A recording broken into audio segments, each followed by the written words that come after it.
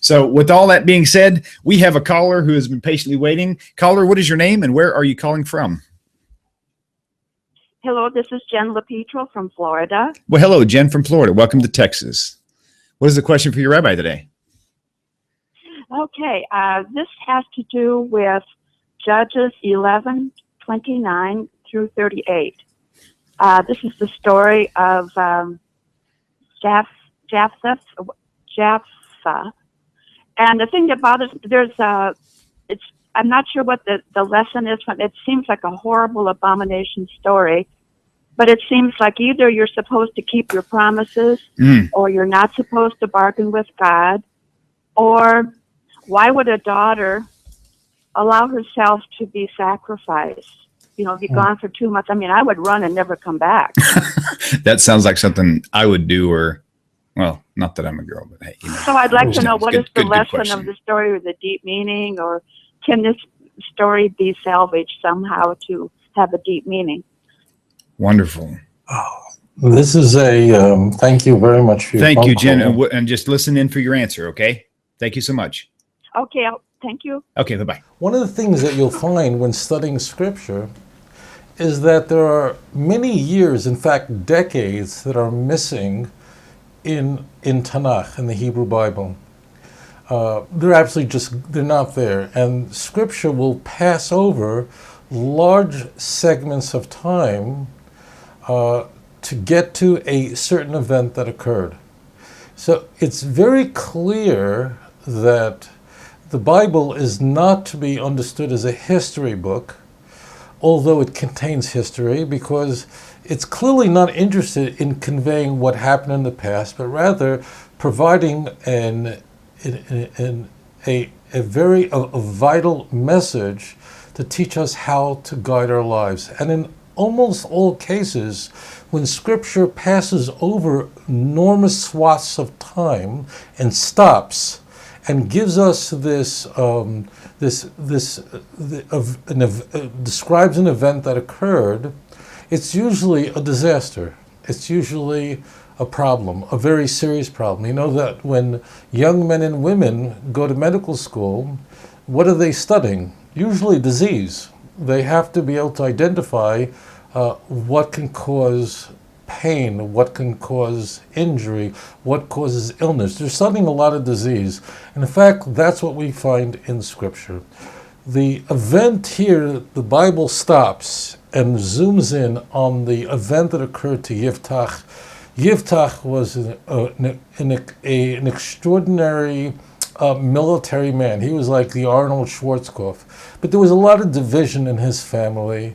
But ultimately, the Jewish people were going to battle with their enemies, and he was the Moshe Dayan of his time. He was the great Israeli general, and he was called in to lead the battle, because although he was not personally liked by even those close to him, even his own family, it was widely understood that he was a person who had enormous military genius, very much like the Moshe Dayan and Ariel Sharon and so on, whose personal lives may have been a disaster, but their military career was very striking. And it's the kind of person, so that gives you an idea. It's these kinds of generals who, if you're on the battlefield, these are the kind of people you want leading you. These are the people you want guiding you. But in their personal lives, they're a train wreck. Now, what occurs is when Jephthah comes back from battle, and he is very, very successful, he is gloating over the achievement that he had with Israel's enemies, and he makes a vow. The vow was that when I come to my home, the first thing that comes out of my home, and just so you understand, unlike Miami where you just have your house, home meant your ranch. The first thing that comes out of my house, I'm going to offer as a sacrifice. It was a fairly mindless act, and as I said, although Ariel Sharon was the first Israeli general to refer to Israel's presence in Judea and Samaria is an occupation. I'm not kidding, but he was a genius on the battlefield, and God did use him to win great military victories for the state of Israel. Well, what happens is he makes this vow, and who comes out to greet him? His own daughter. Okay? Now, this vow would have been absolutely meaningless. Like, what would have happened if a dog came out of his house, a horse came out of his house? These are unclean animals, obviously unsuitable for sacrifice. What happens is a convergence of absolute disasters. At the time, the high priest, the judges of that period, meaning the leaders, the spiritual leaders of that time, when they discover this, they should have said to him, your vow is null and void. It's meaningless. It's a ridiculous vow. It's therefore has no value. You can't, obviously, not going to bring a person as a sacrifice. But they felt that he should have perhaps approached them. So their pride was inflated. He was too proud to ask. What happens here is that the daughter, she's the only innocent person in this whole event. She willingly is going to be a sacrifice. Now, technically, he doesn't actually sacrifice her. If you look very carefully at the text, you need to do this. She was a young woman who had never been with a man, and she was prepared to live in complete object isolation, meaning not that literally she was killed, but she was now going to live the rest of her life, never marry, never have children, in complete isolation. And she asked for her father for a little time. The events that we're encountering in the book of Judges in particular is what happens when you have really bad leadership from every angle. So you have a military giant who knows little about Jewish law, who, when he comes home, acts recklessly, but he wasn't a scholar, he wasn't a priest, he wasn't a man who sat on the Sanhedrin. And what happens when you have corrupt leadership that would not step forward to intervene and say to him, this vow is meaningless. You can't make a vow like that. Your vow is null and void. They could have done that as well. So you have a convergence of horrendous leadership on every level, which leads to an innocent young girl living out the rest of her life in isolation. The text doesn't say that he killed her. Right, that what happened, it was like he killed her because she eventually would die childless. One other point should be made about the book of Judges in general, and that is that the book of Judges is essentially also a setup for why we would need kings, because as the end of the book of Judges comes to, when it closes, there is its epic passage where it says basically every person was just doing what was right in their eyes. If people are not familiar with this, bear in mind that prior to King Saul, we lived in the period of the Judges, and the Judges meant that each tribe had its own leadership, obviously its own land, and there was a sort of a loose confederacy, but there wasn't a single person to unify the people. There were prophets who were certainly influential, but you did not have a human king. You didn't have the Davidic kingdom did not begin yet. So therefore, this loose confederacy of states essentially led to problems, disaster after disaster. The prophet Samuel, is reluctant to have a king who would be a leader of the people of Israel, a spiritual and physical leader who would unify the people. He was obviously reluctant because he was so devout that to him the idea that the Jewish people would have a human king was to him difficult. Like, we have one king, and that's God. So that's a little bit of a struggle when Israel has to make that transition. But recognize this, that whenever Israel makes a transition for the good, it usually follows enormous trauma. Remember that. In fact, when finally the Jewish people are forced to choose a king, it happens after a horrific civil war with the tribe of Benjamin, where the tribe is nearly wiped out completely. They almost every member of that tribe was killed.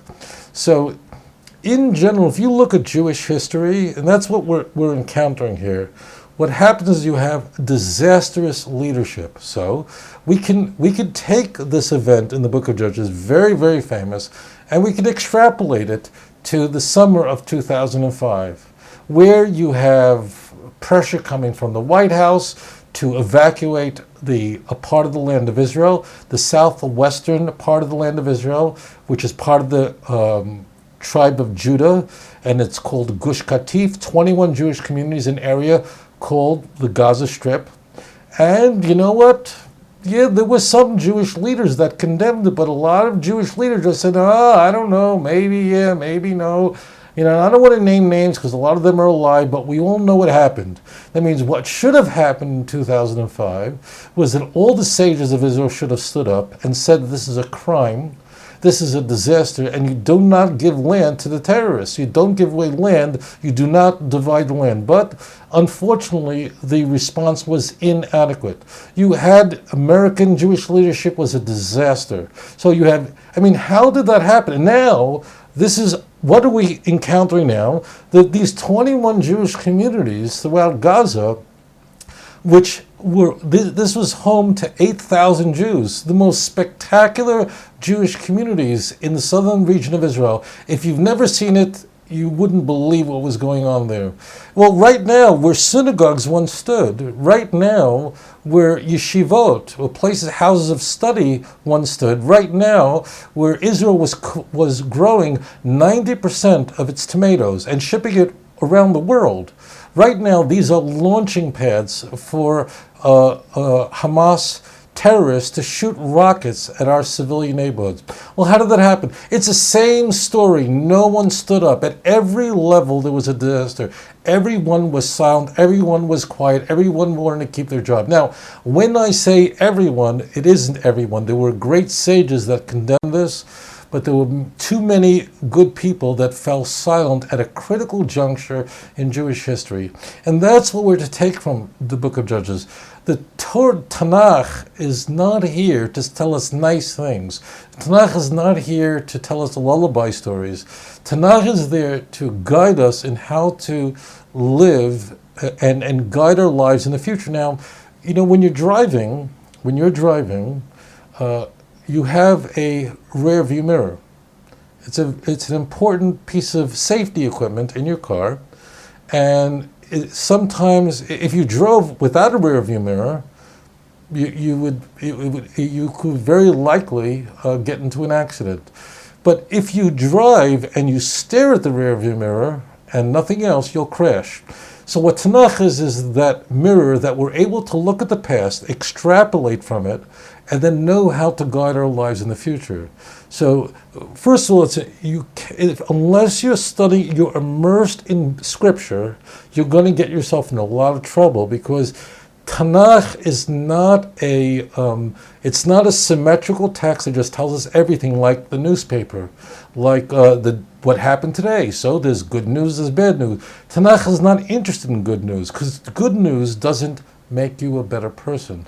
It's the mistakes of the past that help us make decisions for the future. And in fact, when you drive, when is the rear view mirror most important? When you change lanes. That's when you really need that rear view mirror. So that's what's happened. We can now look back, and we can look back 3,000 years to a horrific event where Jewish leadership failed at every level. We had a general, but he was not a Torah scholar, who thought, and his daughter certainly wasn't. His daughter certainly did not have the requisite knowledge of Jewish law to say, Dad, silly boy, that's not a vow. What would happen if a pig came out of that? You'd offer a pig? So no one was there to guide this family. On every level, it was a disaster. And this tells us about what needs to happen when, in fact, there is a conflict. People need to step forward, put their pride aside, and also put aside their fear that they might lose their job. And that's why what was horrific was after the destruction of Gush Katif, when the last Jew was expelled from Gaza on August 22nd, 2005, the same day that Katrina hovered over the Bahamas and landed in the southern part of the United States. Then Israeli leaders went and said, you know what, save the synagogues. There were 36 synagogues. Save them from Hamas. Well, how stupid was that? Like, save the synagogues, brick and mortar? Where were you? You just wanted to keep your job? So it was failure at every level, and that's what's coming into view here. You had a poor girl, she's the innocent one in all this. She technically is not sacrificed. She's sacrificed in that every hope and dream she ever had, which I'm sure was bound up in her dream of having a husband and children, was destroyed because everybody did the wrong thing at the wrong time. These were pretty important people. One of the things about Tanakh, because I'm really teaching how to understand, Tanakh does not waste its time with mediocre people. Jephthah was a very significant individual. The people alive at the time, the high priest, these are all important people. But they failed. They failed like 10 out of the 12 spies failed. Leadership failed, and then disaster occurs. However, from the brink of despair, hope is born. Every transition that occurred, what made Jews come back to the land of Israel? It was trauma that was taking place in Russia, in Europe, and Jews came back to their land. What's making French Jews run to the land of Israel today? Well, there's some Zionism there, I'm sure, but it's also the terrorism and anti-Semitism on the streets of Paris. So what happens is, in order for something great to happen, trauma invariably triggers it. Trauma allows for great transition, and that's why when we have a bris at a circumcision, we say "B'domai chayi," that the Jewish people live by our blood. We in fact do. When it is trauma that allows us to take a step back, examine, and then succeed in our next step. I wrote an article on this on Facebook, and those of you who I put it up on Facebook. It's also on our website. outreachjudaism.org. It's one of the articles up there, so you can go to the articles and read about the event. The key point is failure on every level. This was abject stupidity, but there was arrogance, and it was the arrogance that allowed a tragedy to occur. The purpose of this is just a warning about, particularly when we look at the book of Joshua through 2 Kings, particularly what's called the earlier prophets. It's a little, in a sense, dangerous to read them. And I don't mean dangerous, I mean that in italics. I just want to explain this. These Sfarim, these books of the prophets, as I said, Joshua, Judges, 1st, 2nd Samuel, 1st, 2nd King, they read as narratives. They're gripping stories. And therefore, we can get caught up in the story and think that we're reading like a history book. And we don't get that this is all prophecy. Now, in contrast, what are called the latter prophets, namely Isaiah, Ezekiel, these books are written in such an ecstatic, exotic, prophetic manner. They don't read like narratives, that it's impossible to ignore the fact that you're getting prophecy smashed over the head. You read Zechariah, it's ecstatic with blinding colors of prophecy. But you can be seduced, and I warn those who love Scripture. You can read Judges, you can read Joshua, you can read 1st Kings, and be seduced into believing that you're reading Barbara Tuchman, that you're reading a history book, that you're reading a long story. People tend, I find this often, to read just one paragraph or one passage or 2 chapters and then skip somewhere else. So they don't get what's happening and what the larger picture is, and they get themselves in a little bit of trouble. So You have to always ask, what is being conveyed here? What lesson is being conveyed here? Well, it's obvious. אדון עולם אשר מלך בטרם כל יציר נברא לעת נעשה בחפצו כל אזי מלך שמו נקרא ואחרי ככלות הכל לבדו ימלוך נורא והוא היה והוא הווה והוא יהיה בתפארה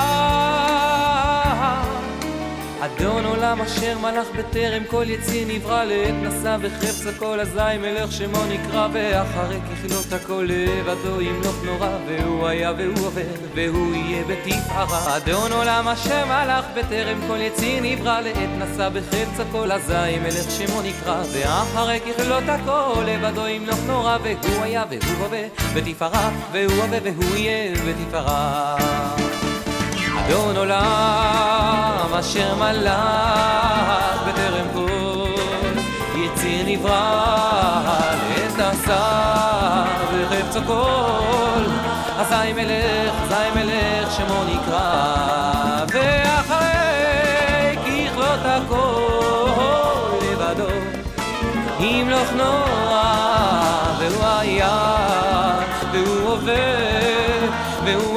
והוא יהיה בתפארה אדון עולם אשר מלך בטרם כל יציר נברא לעת נשא בחפץ הכל אזי מלך שמו נקרא ואחרי ככלות הכל לבדו ימלוך נורא והוא היה והוא הווה והוא יהיה בתפארה אדון עולם אשר מלך בטרם כל יציר נברא לעת נשא בחפץ הכל אזי מלך שמו נקרא ואחרי ככלות הכל לבדו ימלוך נורא והוא היה והוא הווה בתפארה והוא הווה והוא יהיה בתפארה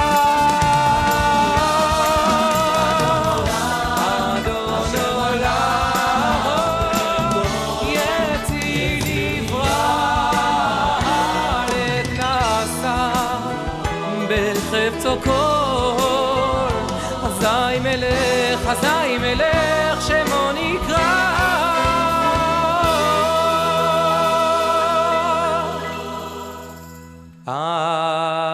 אדון עולם אשר מלך בטרם כל יציר נברא לעת נשא בחפץ הכל אזי מלך שמו נקרא ואחרי ככלות הכל לבדו ימלוך נורא והוא היה והוא הווה והוא יהיה בתפארה אדון עולם אשר מלך בטרם כל יציר נברא לעת נשא בחפץ הכל אזי מלך שמו נקרא ואחרי ככלות הכל לבדו ימלוך נורא והוא היה והוא הווה בתפארה והוא הווה והוא יהיה בתפארה והוא היה והוא הווה בתפארה והוא הווה והוא יהיה בתפארה